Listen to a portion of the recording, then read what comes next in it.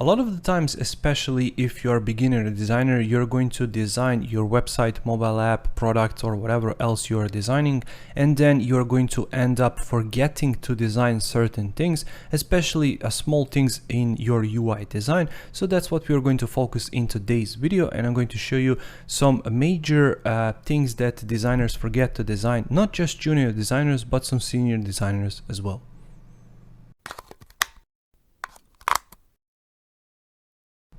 Hey designer, Alex here, welcome to the channel, and in this video we are going to focus on things designers forget to design. But before we get started, make sure to check out my membership. Link is going to be down in the description below. Membership contains all of my courses, digital design products, private access to the Facebook group, practice files for these YouTube videos, and much more. So if you're interested in content like that, make sure to check it out. Once again, link is going to be down in the description below. So without any further ado, let's just get started with this video. And the first thing I have is 404 page. Basically 404 pages are designed if the link is missing or if the link is broken. So whenever users click on that link and it's not active or it doesn't exist anymore, for example, your clients removed that page, they deleted it, or that link simply doesn't work, especially with backlinking when they try to, for example, connect something which is outside of your website, especially if you have subdomain and things like that.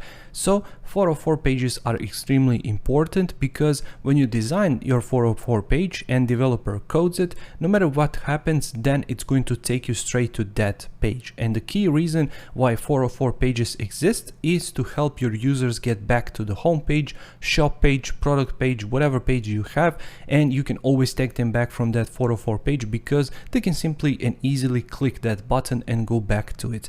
Now here I am on Dribbble, and you can find all kinds of 404 pages right here, and I'm going to show you all of these examples on Dribbble, but of course you can find your own website, and I'm going to show you one other website at the end of the video where you can find majority of these in a lot more details.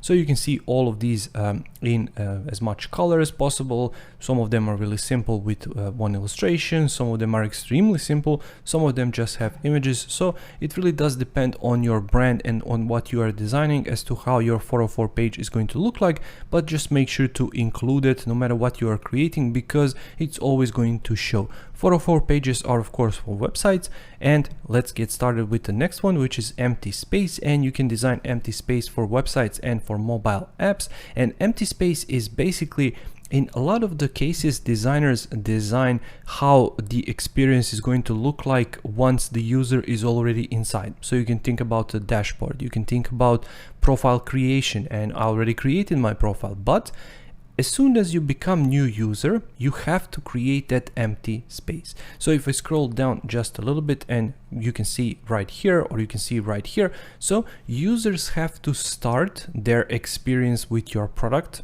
with an empty space. So a lot of the designers forget to design this empty space and think it doesn't really matter, but it's extremely important to design because your users have to start somewhere. This is the starting point of their journey through your design. So make sure to include it and make sure to integrate it into your product, whatever you are designing. So if it is something like this, for example, then make sure to create a button like in this example. So make sure to, I don't know, start right here, or create your first product, or make sure to click right here. And also use these empty spaces wisely for tutorials. So if you need to show them some hot points right here, or make sure to guide them through your UI to explain how to use your UI, then empty spaces are a great way to do that. Once again, you can just jump to Dribbble and explore all of these amazing examples. Next up, we have terms of service.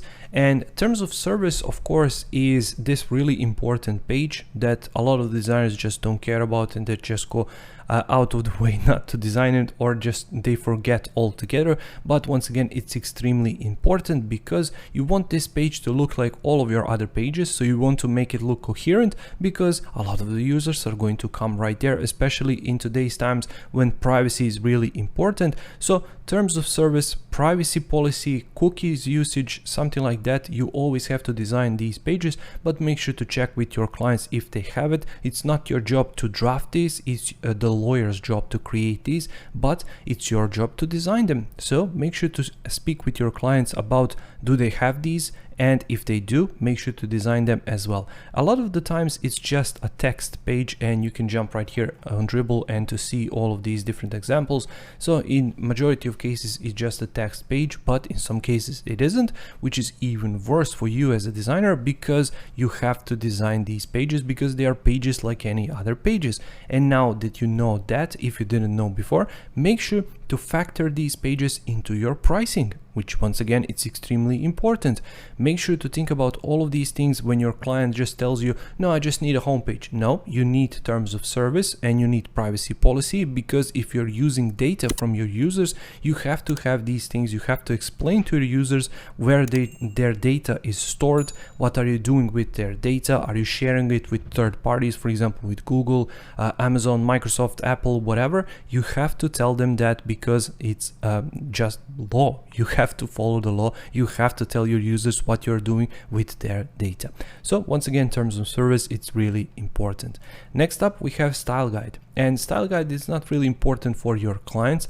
It's not really important for your users, but it is important for your developers, because all of the buttons you're using, all of the text sizes, all of the colors, different background shapes, different icons and icon sizes, you have to include all of those into your style guide. Now, tools like Adobe XD and Figma, and I think Sketch has this option as well, allow you to create this style guide as a separate artboard, and you can simply share that artboard online through integrated system like Adobe XD has. So you can share for developers. Developers can access that style guide as a separate artboard, and then they can simply see all of the distances, sizes, colors, shapes, outlines, all of that stuff. They can see right there, and they can copy CSS code directly from that style guide. But in some other cases, you might want to print that style guide. So it's all up to developers, and you really have to speak with them about these style guides. But make sure when you start creating and you start working on your project, to pick apart some of these elements and simply put them inside of your style guide. And then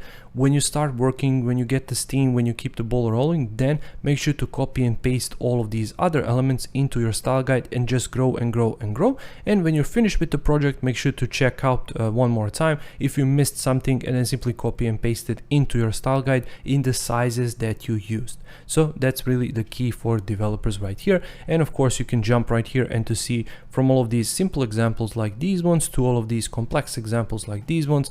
But once again, make sure to speak with your developers about the style they need and about the format they need. And finally, we have pop-ups.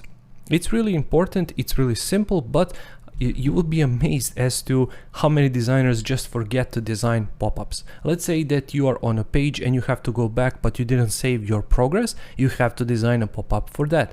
So when you're planning your UI, when you're doing your wireframes, when you're doing your research, when you're doing your speaking with your client, make sure to see all of possible stages where you can include these pop-ups, and make sure to do them when you are designing, because later on it's going to be really simple, because yes, you have all of these elements, but it's just going to be that extra boring work at the end of the project. So just make sure when you are designing that particular screen which needs pop-up, make sure to design pop-up straight away, and then you can use that same pop-up later, because the style generally is not going to change. Perhaps you're going to include a bit of illustration here and there, or different icons, or for example different images if you're using images in your pop-ups.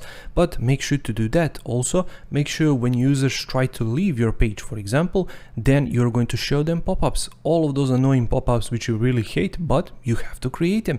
So make sure to speak with your client about their progress, about their process, and figure out where they're going to need these pop-ups, and just make sure to design them. And once again, you can check Dribble for inspiration. And finally, speaking of inspiration, you can check out website called Collect UI, and here on the left are all of these amazing categories, and you can check right here, for example, for email receipt, and you can see how the email receipt looks like.